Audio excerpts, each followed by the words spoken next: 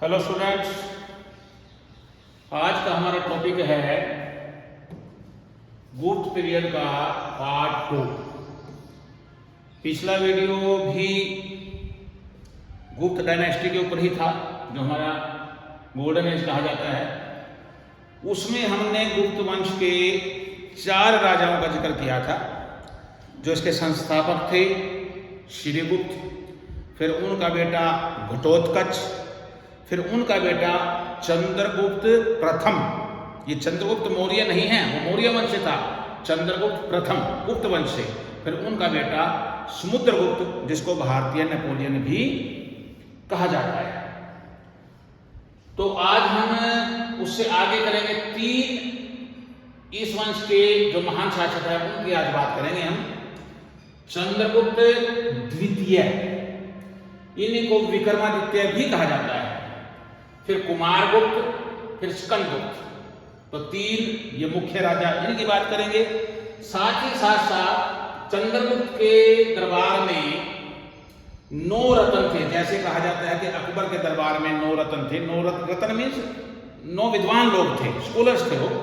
तो ऐसे ही चंद्रगुप्त द्वितीय कहिए या चंद्रगुप्त विक्रमादित्य कहिए, उनके दरबार में भी 9 रत्न कहे गए हैं। ये कौन कौन थे, इनकी भी बातचीत करेंगे आज। तो चंद्रगुप्त द्वितीय, इन्हीं को विक्रमादित्य भी कहा जाता है। इनका शासन 380 से 414 AD तक रहा है। जो 4 शासक किए थे उसमें अंतिम शासक किया था हमने पिछले वीडियो में समुद्रगुप्त। उनके 2 बेटे थे, रामगुप्त और चंद्रगुप्त द्वितीय। जो रामगुप्त था वो तो बड़े वेरी शॉर्ट पीरियड, बहुत कम समय के लिए शासन किया, और ये एक कमजोर शासक था। 1 साल के लिए ही सत्ता में रहा। और भारतीय इतिहास में एक बड़ा बदनुमा दाग भी है इनके ऊपर, क्योंकि ये ऐसा शासक था जिसको एक शक शासक था, उसने कहा कि आप आत्मसमर्पण करो और अपनी पत्नी को मेरे हवाले कर दो, और ये अपनी पत्नी को उसके हवाले करने के लिए तैयार भी हो गया था। तो इतना कायर था ये। अकॉर्डिंग टू देवी चंद्रगुप्तम, ये एक नाटक है विशाखदत्त का। विशाखदत्त संस्कृत के एक बहुत बड़े नाटककार रहे हैं। वैसे तो इनको जाना जाता है मुद्रा राक्षस के लिए। इनके 2 मुख्य नाटक रहे। मुद्रा राक्षस, मुद्रा राक्षस तो है मौर्य काल से संबंधित है। राक्षस जो था, नंद वंश का जो शासक था धनानंद, उसका एक मंत्री था, वफादार था। तो मुद्रा राक्षस में दिखाया गया है कि चाणक्य किस तरह का चालाक था, किस तरह उसने अपने कूटनीति से राक्षस को भी अपने पक्ष में कर लिया था। तो उस विषय पे है, लेकिन हम उसमें इतने डिटेल में नहीं जाते। इनका जो दूसरा नाटक है देवी चंद्रगुप्तम, इसमें क्या कहा गया है, इसमें इसकी घटना का वर्णन किया गया है रामगुप्त की और विक्रमादित्य की या चंद्रगुप्त द्वितीय की। अकॉर्डिंग टू देवी चंद्रगुप्तम, समुद्रगुप्त बाद सक्सीडेड बाय रामगुप्त। समुद्रगुप्त के बाद राजा बना Ramagupta. It seems Ramagupta rule for a very short period, बहुत कम समय के लिए शासन किया। He was the only Gupta ruler to issue copper coins. एक तो एकमात्र, ये भी क्वेश्चन आ सकता है इतिहास में कि गुप्त वंश का कौन सा शासक था जिसने कॉपर के सिक्के चलाए। वैसे तो इन्होंने सोने के सिक्के चलाए थे, तो कॉपर के सिक्के किसने चलाए थे? रामगुप्त ने चलाए थे। तो रामगुप्त के बारे में यही 2-3 बातें याद कर सकते हो। कॉपर के सिक्के चलाए, कमजोर शासक था, अपनी पत्नी को भी विदेशी आक्रांता को के हवाले करने के लिए तैयार हो गया था। रामगुप्त एक coward and impotent king, coward कायर था, अयोग्य था। Agreed to surrender his queen Dhruva Devi, इसकी पत्नी का नाम था ध्रुव देवी, उसको देने के लिए तैयार हो गया था ये टू शक इन्वेडर। एक शक भी एक जाति थी, आक्रमणकारी थी। तो शक शासक था एक रोटर सिंह तृतीया, उसने आक्रमण किया और उसने कहा इसको कि अपनी पत्नी को सरेंडर कर दो। तो ये तैयार हो गया। बट द प्रिंस चंद्रगुप्त द्वितीय, लेकिन जो इसका भाई था चंद्रगुप्त द्वितीय, younger brother of king, resort to go to the enemy's camp, ये गया शत्रु के कैंप में in the guise of queen, रानी के का भेष बना करके, वेश बदल करके, to kill the hated enemy, उसको मारने के लिए। And Chandragupta second succeeded in killing the Shaka ruler. और ये इस शक रूलर को, शक शासक को, जिसको रुद्र सिंह तृतीय को मारने में सफल हो गया। तो ये सारा वर्णन कहाँ से मिलता है? देवी चंद्रगुप्तम से। ये एक नाटक है। किसका नाटक है ये? विशाखदत्त का नाटक है। Chandragupta second was also succeeded in killing. अच्छा, इसके बाद इसने रामगुप्त को भी मार दिया, क्योंकि ध्रुव देवी जो इसकी पत्नी थी, जब ये उसको ही अपने दुश्मन के पास भेजने के लिए तैयार हो गया, तो उसके मन में भी कोई इसके प्रति कोई आदर भाव तो रहा नहीं होगा। तो हो सकता है वो भी षड्यंत्र में शामिल हो और रामगुप्त को मार दिया गया। And not only seized his kingdom but also married his widow Dhruva Devi. तो उसके बाद राज्य शासक राजा बन गया ये, साथ ही साथ ध्रुव देवी से भी इसने विवाह कर लिया। Chandragupta second extended the limits of the empire. अपने साम्राज्य का विस्तार किया इसने। कैसे? Matrimonial alliances. ये मैंने पिछले वीडियो में बताया था कि राजा अपनी शक्ति का या अपने राज्य का विस्तार करते थे या तो युद्ध नीति से या इसके साथ साथ वैवाहिक संबंध स्थापित करके। तो विद नागर एंड वाकाटक, एक नागवंश था, एक वाकाटक वंश था साउथ में। इनके बारे में भी अलग बताऊंगा मैं अगले वीडियो में। And conquest western India. He married Kuber Nag. ये नाम याद रखना है, कुबेर नाग ऑफ नाग। नागवंश की तो राजकुमारी थी कुबेर नाग, उससे विवाह किया इसने। And married his daughter Prabhavati. उसके कुछ समय के बाद चंद्रगुप्त द्वितीय या यही विक्रमादित्य, ध्यान रखना बार बार, विक्रमादित्य वैसे विक्रमादित्य की उपाधि है, बहुत से राजाओं ने ग्रहण की, लेकिन ज्यादातर जो है इनके बारे में ही कहा जाता है, क्योंकि इनके साथ ये उपाधि इतनी जुड़ गई कि जब भी विक्रमादित्य की बात आती है तो चंद्रगुप्त द्वितीय इन्हीं का जो है हम समझते हैं। तो जो प्रभावती थी वो चंद्रगुप्त द्वितीय की, और जो नागवंश की राजकुमारी थी कुबेर नाग, इनकी बेटी थी। तो बाद में प्रभावती गुप्त का विवाह किया इसने किससे? जो वाकाटक डायनेस्टी थी उसके राजकुमार रुद्रसेन द्वितीय से। तो इस तरह वैवाहिक संबंधों द्वारा भी इसने अपने राज्य का विस्तार किया।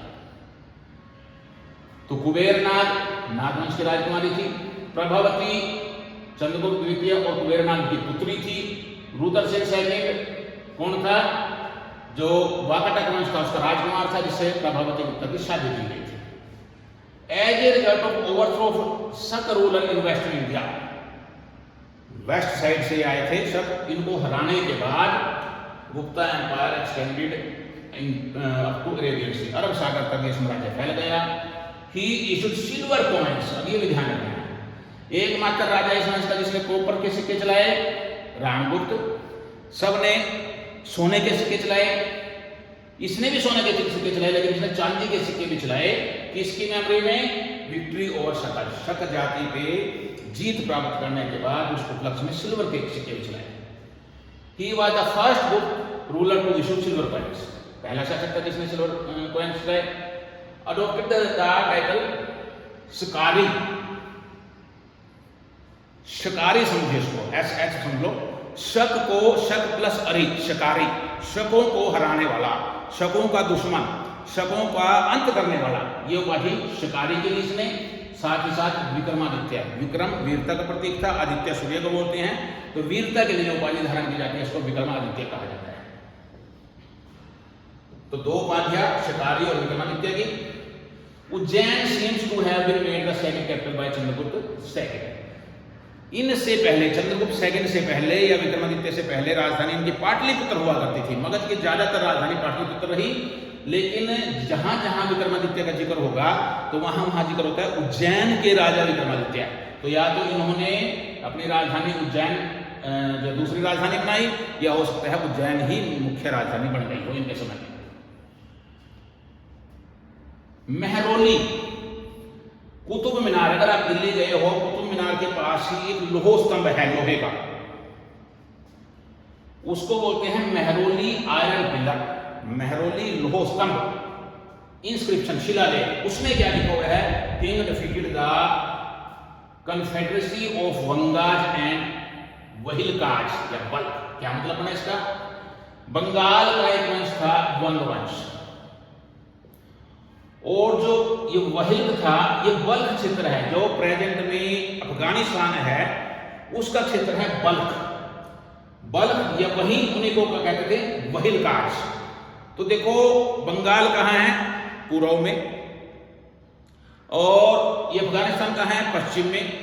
इन दोनों की संधि हो गई, इन दोनों ने अपनी एक संयुक्त सेना बनाई, अपना एक संगठन बनाया, संघ बनाया, और मिलके जो है इसको हराने की कोशिश की चंद्रगुप्त द्वितीय को। लेकिन जो मेहरौली का आयरन पिलर इंस्क्रिप्शन है उससे पता चलता है कि चंद्रगुप्त ने सेकंड में उनको सभी को हरा दिया था। तो ये अच्छा, इसकी मेहरौली आयरन पिलर की एक और बात है, ये लगभग 4वीं या 5वीं शताब्दी में बना, और अब तक लगभग 1600 साल हो गए, अब तक इसको जंग नहीं लगा। ये भी उस समय की एक धातु विज्ञान का एक उत्कृष्ट नमूना हम कह सकते हैं। अच्छा, और चंद्रगुप्त विक्रमादित्य को किस लिए जाना जाता है, इतिहास में न्यायप्रिय राजा के रूप में जाना जाता है। कुछ लोक कथाएं हैं, सिंहासन बत्तीसी आपने सुना होगा, ये भी लोक कथाएं हैं। इसमें भी चंद्रगुप्त विक्रमादित्य इन्हीं का जिक्र आता है। विक्रम बेताल, इसके ऊपर भी टीवी सीरियल भी आया था, तो उसमें भी जो राजा मुख्य दिखाया गया है वो चंद्रगुप्त विक्रमादित्य ही है। और जो विक्रमी संवत है भारत का, वो भी इनसे जुड़ा हुआ है। अब यहां थोड़ा सा कंफ्यूजन है, क्योंकि जो विक्रमी संवत है वो 58 या 57 BC से माना जाता है, यानी जो ग्रेगोरियन कैलेंडर है हमारा उससे 57 साल पहले से। और इनका कार्यकाल तो 380 के बाद हुआ शुरू को शासक, तो ऐसा कैसे संभव है? तो इतिहासकार मानते हैं कि या तो विक्रमादित्य है, क्योंकि जिस विक्रमादित्य के नाम पे विक्रमी संवत है उसके बारे में ये भी बात कही गई है कि वो उज्जैन का शासक था। ये भी कहा गया है कि उसने शकों को हराने के बाद ये संवत चलाया, तो दोनों ने शकों को हराया, दोनों उज्जैन से जुड़े हुए हैं। तो इतिहासकार मानते हैं कि वो कोई और शासक रहा होगा, एक तो ये मत है।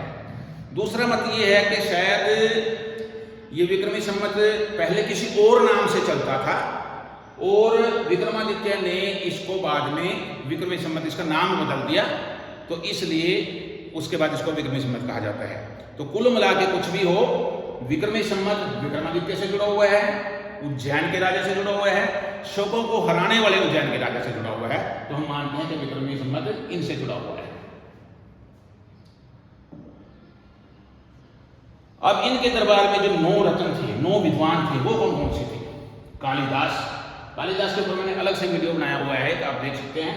उनकी सारी रचनाओं का थोड़ा थोड़ा सा उसमें जिक्र किया गया है। इनकी कविताएं थी ऋतु संहार, इसमें 6 ऋतुओं का वर्णन है।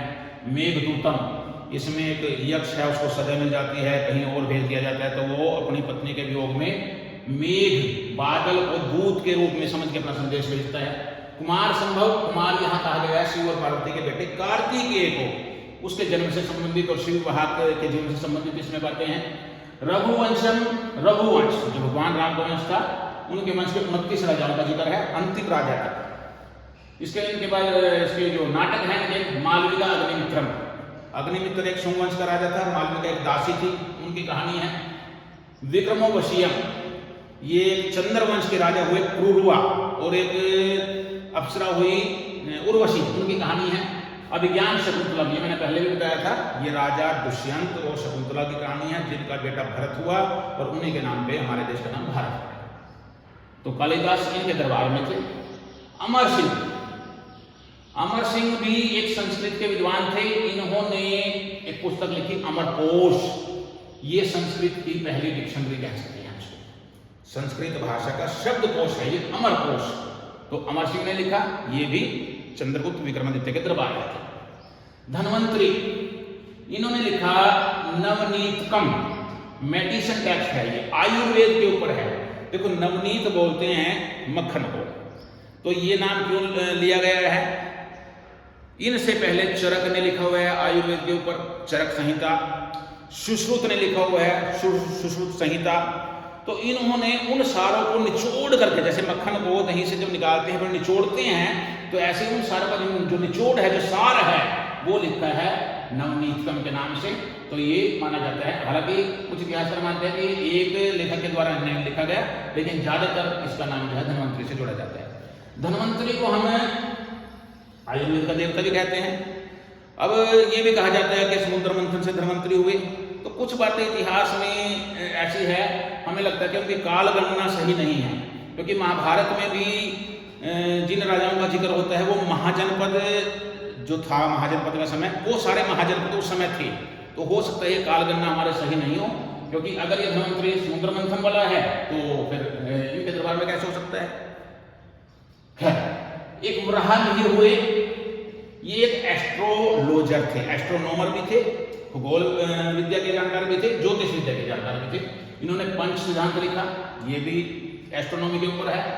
बृहद संहिता, इसमें भी खगोल के ऊपर भी है, वास्तुशास्त्र के ऊपर भी है, कर्मकांड के ऊपर भी है। ये दोनों ज्योतिष की पुस्तकें इनकी, बृहद जातक और लघु जातक, ये ज्योतिष के ऊपर है। वररुचि, VAR, वररुचि भी एक विद्वान हुए संस्कृत के, इनके दरबार में उन्होंने वर्तिका नाम से एक पुस्तक लिखी अष्टाध्यायी के ऊपर।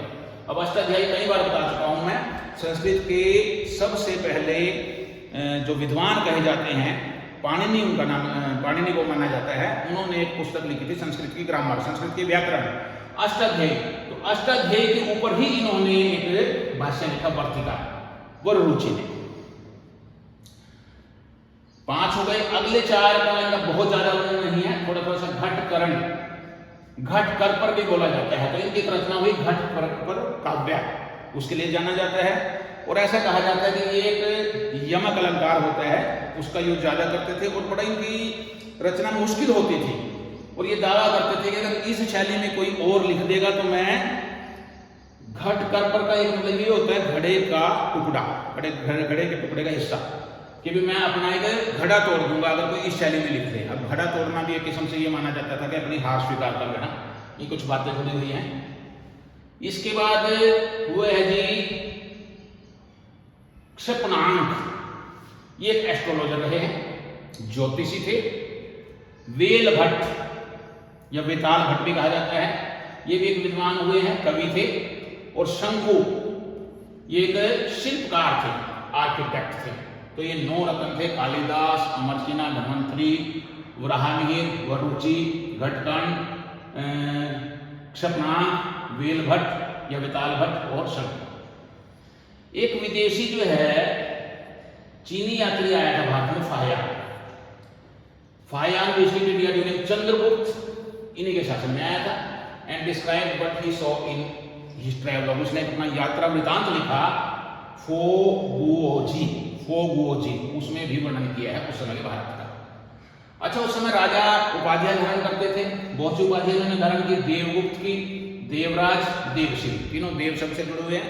देवगुप्त, गुप्तवंश इनका था ही, उनका देव कह सकते हैं। देवराजा, देवताओं का राजा, तो भी इसका अर्थ ला सकते हैं, देवश्री। परम भागवत, ये समुद्रगुप्त ने भी धारण की थी, क्योंकि ये विष्णु के उपासक थे। नरेंद्र चंद्र के, ये भी उपाधि उन्होंने धारण की। उस समय में इंद्र भगवान का थोड़ा सा ज्यादा चलन था, इसलिए इंद्र का जिक्र आता है नाम में। नरेंद्र में भी नरों में इंद्र के समान। और सिंह विक्रम, विक्रम का मतलब वीरता है, सिंह भी, शेर को भी हम वीरता से जोड़ते हैं, तो ये उपाधियां इन्होंने धारण की। अच्छा, सिक्के सभी ने चलाए थे। इन्होंने जो सिक्के चलाए गोल्ड के, कौन कौन से चलाए? अशोक, देखो इन्होंने दूसरे सिक्के भी चलाए। अभी मैंने बताया था कॉपर के सिक्के किसने चलाए? सिर्फ रामगुप्त ने। और चांदी के सिक्के भी चलाए थे, किसने? चंद्रगुप्त द्वितीय ने। लेकिन साथ ही साथ गोल्ड के कुछ लाए भी थे। तो जो गोल्ड के सिक्के थे उसमें अश्वरोही टाइप है। अश्वरोही का मतलब घोड़े पर दिखाया गया है राजा को। छत्रधारी टाइप, एक छत्र के नीचे राजा को दिखाया गया है। या चक्र विक्रम टाइप, चक्र मतलब सुदर्शन चक्र के सामने पूजा करते हुए, इस तरह के सिक्के इनके समय के मिले थे। देखो, अगर आपको वीडियो अच्छे लगते हैं और चैनल सब्सक्राइब नहीं किया तो उसको सब्सक्राइब कीजिए, और वीडियो अच्छी लगती है तो लाइक कीजिए, शेयर कीजिए, कमेंट कीजिए। अब इसके बाद बात करते हैं कुमारगुप्त प्रथम की। कुमारगुप्त कई हुए, लेकिन हम कुमारगुप्त प्रथम की बात करेंगे। किसके बेटे थे ये? चंद्रगुप्त द्वितीय। और इनकी माता कौन थी? इनकी माता थी रामगुप्त की जो पत्नी थी, जिससे बाद में उन्होंने विवाह कर लिया था। कौन? ध्रुव देवी। ध्रुव देवी। तो चंद्रगुप्त द्वितीय और ध्रुव देवी के बेटे थे कुमारगुप्त, और चंद्रगुप्त द्वितीय और एक जो नागवंश की राजकुमारी की प्रेरणा की लड़की थी प्रभावती।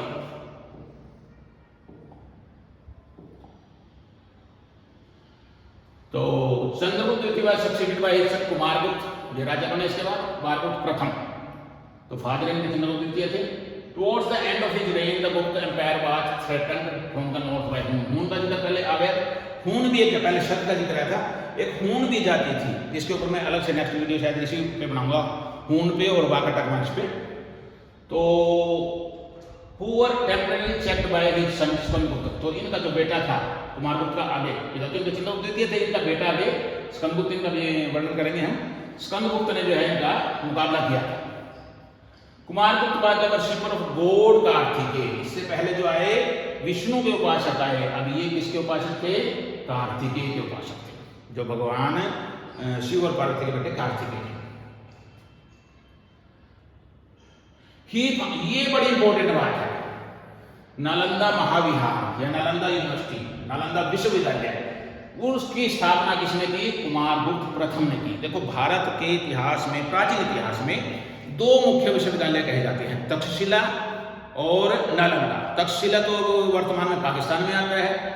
तक्षशिला की शुरुआत मानी जाती है पौराणिक समय से, जो भरत हुए हैं, राम के भाई भरत, राम के भाई भरत ने माना जाता है कि वो यूनिवर्सिटी शुरू की थी। भरत के बेटे का नाम था तक्ष, तो तक्ष के नाम पे वो यूनिवर्सिटी का नाम तक्षशिला पड़ा। लेकिन वो तो पुरानी बात है, उसके शायद तथ्य कोई ऐतिहासिक इतने मिलते नहीं, लेकिन ये तो 415 से 455 एडी की बात है। नालंदा जो यूनिवर्सिटी है, नालंदा जो विश्वविद्यालय है, वो किसने स्थापित किया? कुमारगुप्त प्रथम ने किया। इसी 427 एडी में, 427 एडी कही या सी कही, कॉमन एरा ईस्वी। इससे नागार्जुन, ये जो नालंदा थी यूनिवर्सिटी, ज्यादातर बौद्ध धर्म का, यहाँ बौद्ध ग्रंथों का बड़ा अध्ययन किया जाता था, और नागार्जुन यहीं से निकले, इसी यूनिवर्सिटी के स्टूडेंट थे। आर्यभट्ट भारतीय इतिहास में बहुत बड़ा नाम है, ये भी यहीं से इन्होंने अध्ययन किया। तक्षशिला के मैंने 2-3 नाम बताए थे, चाणक्य तक्षशिला से पढ़े हुए थे, चंद्रगुप्त मौर्य तक्षशिला से पढ़े हुए थे, पाणिनि तक्षशिला से पढ़े हुए थे, लेकिन ये नालंदा से पढ़े हुए थे। टाइटल्स, इन्होंने भी कुछ टाइटल्स लिए भाई। महेंद्र आदित्य, देखो आदित्य बड़ा, विक्रमादित्य में भी आदित्य है, सूर्य का बड़ा महत्व था। महेंद्र आदित्य, महेंद्र सिंह, महेंद्र में इंद्र भी आया है, इंद्र और सूर्य का उस समय ज्यादा उसकी वैल्यू थी, ये समझिए। अश्वमेध महेंद्र, ये सिक्कों से पता चलता है। 3 प्रकार के टाइटल इन्होंने लिए, कौन कौन से? नालंदा विश्वविद्यालय की स्थापना की इन्होंने, टाइटल महेंद्र आदित्य, महेंद्र सिंह, अश्वमेध महेंद्र, ये सिक्कों से पता चलता है। और इन्होंने भी सिक्के चलाए हुए। खड़गधारी टाइप, खड़ग तलवार हाथ में लिए हुए राजा। गजरोही टाइप, हाथी के ऊपर सवार राजा। गजरोही सिंह निहंता टाइप, हाथी के ऊपर राजा दिखाया गया है और शेर का शिकार कर रहा है। खंग निहंता या राइनोसरस स्लेयर टाइप, राइनोसरस बोलते हैं गैंडे को, खंग भी उसको बोलते हैं, गैंडे को मारने वाला या गैंडे का शिकार करते हुए। कार्तिकेय टाइप, कार्तिकेय के उपासक थे। और अप्रतिघ मुद्रा टाइप, इसमें जो अप्रतिघ मुद्रा टाइप है, इसमें दिखाया गया है कि राजा बीच में खड़े, एक तरफ लक्ष्मी खड़ी उनके, एक तरफ कार्तिकेय खड़े, या कहीं कहीं जो है लक्ष्मी को पीछे दिखाया गया है। तो इस तरह के सिक्के इन्होंने चलाए। तो मुख्य इनका योगदान नालंदा विश्वविद्यालय की स्थापना 427 एडी में किसने की? कुमारगुप्त प्रथम ने। अब इस वंश के अंतिम महान शासक स्कंदगुप्त, इसके बाद भी शासक हुए, कुमारगुप्त द्वितीय भी हुए, कुमारगुप्त तृतीय भी हुए, लेकिन वो इतने योग्य नहीं थे। इतिहास में उनको बहुत ज्यादा नाम नहीं है, केवल नाम जिक्र के लिए नाम है। Last great ruler, last ruler नहीं है ये, लेकिन लास्ट ग्रेट रूलर है, महान शासक लास्ट में। हून का बड़ा जिक्र आता है, अब हून का अलग से वीडियो आएगा, उसमें मैं डिटेल बताऊंगा। हूनों का आक्रमण हुआ था। Skandagupta last great ruler of Gupta dynasty, during his reign the Gupta empire was invaded by the Huns. हूनों का आक्रमण हुआ इनके समय में, he succeeded in defeating the Huns, हूनों को हराया इसने। इन रिपेलिंग द हुन्स, उनको घेर दिया पीछे, seems to have been celebrated by the assumption of the title. इन्होंने भी टाइटल लिया विक्रमादित्य, लेकिन इतिहास में बड़ा नाम, देखो जिसका नाम ज्यादा बड़ा होता है उससे ही चीज जुड़ जाती है। विक्रमादित्य का टाइटल इन्होंने भी लिया, किसी पहले शासक ने भी लिया जिसके बारे में कहा जाता है कि 57 BC में था, लेकिन विक्रमादित्य ने भी लिया, चंद्रगुप्त द्वितीय ने भी लिया, लेकिन ज्यादातर विक्रमादित्य किसके साथ जुड़ा हुआ है? चंद्रगुप्त द्वितीय के साथ जुड़ा हुआ है। हालांकि स्कंदगुप्त ने भी विक्रमादित्य की उपाधि ग्रहण की थी। कहां से पता चलता है? भीतरी पिलर इंस्क्रिप्शन, आंतरिक पिलर इंस्क्रिप्शन है एक यूपी में गाजीपुर में, वहां से पता चलता है कि स्कंदगुप्त ने विक्रमादित्य की उपाधि भी धारण की थी। विक्रमादित्य कहां से पता चलता है? भीतरी पिलर इंस्क्रिप्शन कहां है? ये गाजीपुर में, यूपी में। Continuous attacks of the Huns weakened the empire, हुनों के आक्रमण लगातार चलते रहे स्कंदगुप्त के समय में, तो साम्राज्य कमजोर हो गया and adversely affected its economy, इसकी आर्थिक स्थिति राज्य की खराब हो गई। Gold coinage of Skandagupta bears testimony to this, इनके समय में जो सोने के सिक्के हैं उससे पता चलता है कि आर्थिक स्थिति ठीक नहीं थी। क्यों? क्योंकि इनसे पहले जो राजा थे, समुद्रगुप्त थे, चंद्रगुप्त द्वितीय थे, चंद्रगुप्त प्रथम थे, उन्होंने जो सोने के सिक्के चलाए थे उनकी शुद्धता बहुत ज्यादा थी, लेकिन इस समय में जो सिक्के मिले हैं उनमें सोने में मिलावट और धातुओं की ज्यादा है, तांबे की मात्रा ज्यादा है या और धातुओं की ज्यादा है, तो सोने की मात्रा कम है, तो इसलिए उससे अंदाजा लगा कि इस समय आर्थिक स्थिति खराब हो गई थी। Decline of the empire began soon after, और इनकी मौत के बाद तो राज्य धीरे धीरे डिक्लाइन खत्म हो गया। टाइटल्स विक्रमादित्य का पहले बताया गया मैंने, भीतरी पिलर इंस्क्रिप्शन से पता चलता है। क्रमादित्य, क्रमादित्य, आदित्य सूर्य, ये क्रम मतलब सूर्य के बाद सूर्य, कुछ इस तरह का टाइटल क्रमादित्य का इन्होंने टाइटल दिया, ये सिक्कों से पता चलता है। परम भागवत, ये फिर विष्णु के उपासक हो गए। पिछले इनसे पहले जो किया था कुमारगुप्त, वो किसके उपासक थे? कार्तिकेय। देवराज की उपाधि भी एक और परम भागवत के बाद शक्रोपम, शक्र बोलते हैं इंद्र को ही, इंद्र का, सूर्य का, इनका जिक्र बहुत ज्यादा है इस समय में, तो इंद्र के समान शक्रोपम कहा गया है। कहां से पता चलता है? ये कहों पिलर इंस्क्रिप्शन, ये भी यूपी में ही है, देवरिया डिस्ट्रिक्ट में। ये भी एक उपाधि धारण की थी इन्होंने, कौन सी? शक्रोपम, शक्र, इंद्र के समान। देवराज एक उपाधि ली थी, इसका कहां से पता चलता है? आर्य मंजूश्री मूलकल्प, ये बौद्ध ग्रंथ है, बौद्ध जो धर्म है उनका एक ग्रंथ है, उससे पता चलता है। तो अगर आपको वीडियो अच्छे लगते हैं लाइक कीजिए, शेयर कीजिए। अगला वीडियो जो है शक या हून और वाकटा कौन सी, इस पे आएगा, और एक वीडियो और आएगा इसका फिर उसके बाद चौथा, जिसमें हम उस समय की आर्थिक स्थिति कैसी थी, सामाजिक स्थिति कैसी थी, सांस्कृतिक उस समय क्या महत्व था, और इस समय को वास्तव में जो है स्वर्णिम काल कहा जाना चाहिए या नहीं कहा जाना चाहिए, इन सब बातों को उसमें जो है जिक्र करेंगे। Thank you, thanks a lot.